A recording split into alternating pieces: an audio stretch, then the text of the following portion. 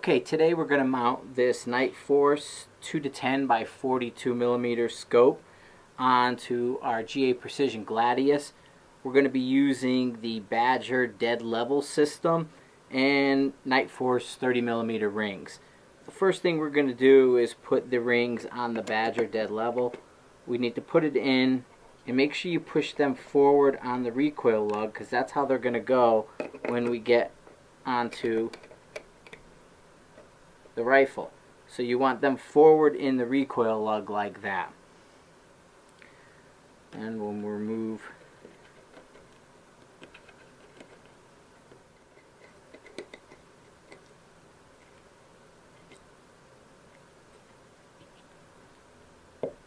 and here we have that set.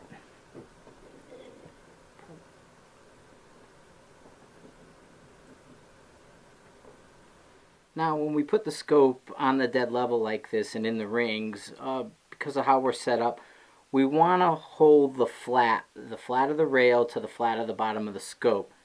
Most scopes have this flat on the bottom, and what we want to do is make sure the flat to flat line up.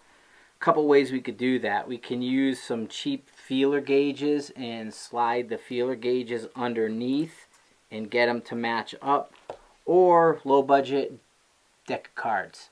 So what you can do with the deck of cards is basically you're just going to slide them in here based on the thickness,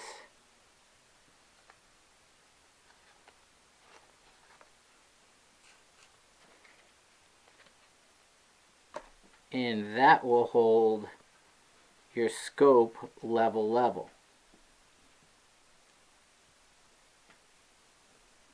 That way there, when you're tightening everything up, you're not going to spin and cant the reticle too much.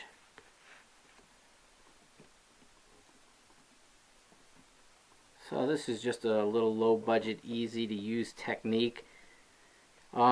Different mounts, like the spur mount here, has a key, and the key slides in underneath and holds the flat. So there's different ways of doing this, but as you can see, it accomplishes the same thing with this flat.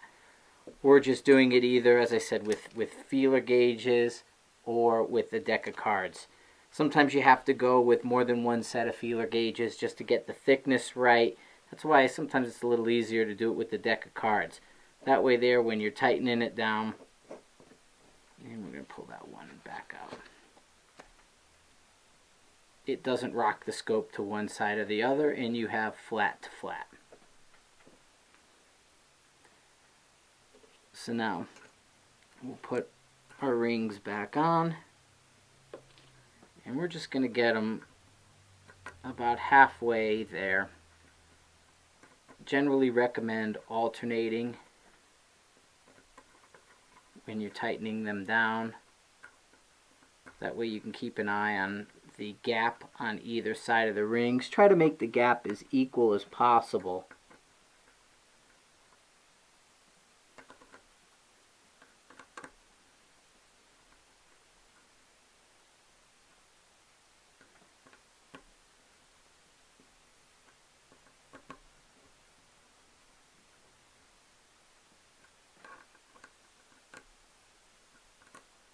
And I'm not going to over tighten it to start. When you're doing that with an Allen key like this, you're basically looking at finger tight on the short side.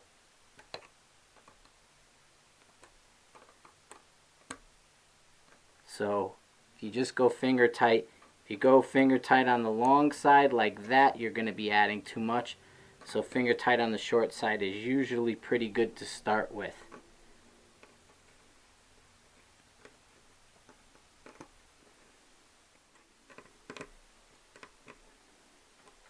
There you go.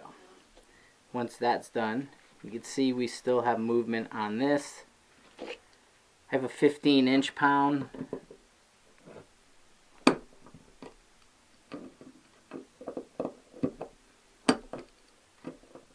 And from that finger tight on the short side, not even a half a turn takes care of it.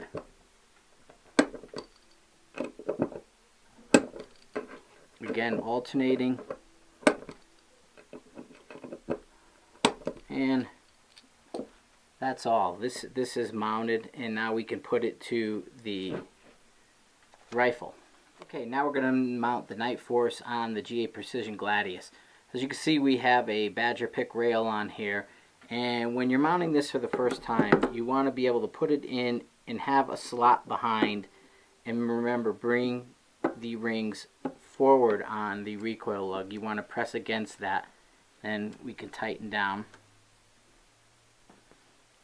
And we'll torque these to about 55 inch-pounds. Some go 65. These are the aluminum Nightforce, so they don't have to go quite as much. But make sure you bring that forward and you do that to torque it down. Okay, now we're going to torque these down.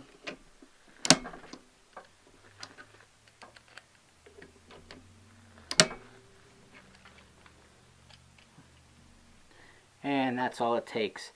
Now, once this is all done, we're going to go out to a range. We're going to drop a plumb bob down. We're going to make sure that it's level. Right now, it should be the bottom of the scope level to the top of the base. So it should be a level scope on a level rifle and not an issue. However, we will double check this to make sure that it's working correctly. But here we have the Nightforce 2-10. It's mil Digilume, both full reticle illuminated in green and red with a mil R reticle on our 18-inch Gap Gladius.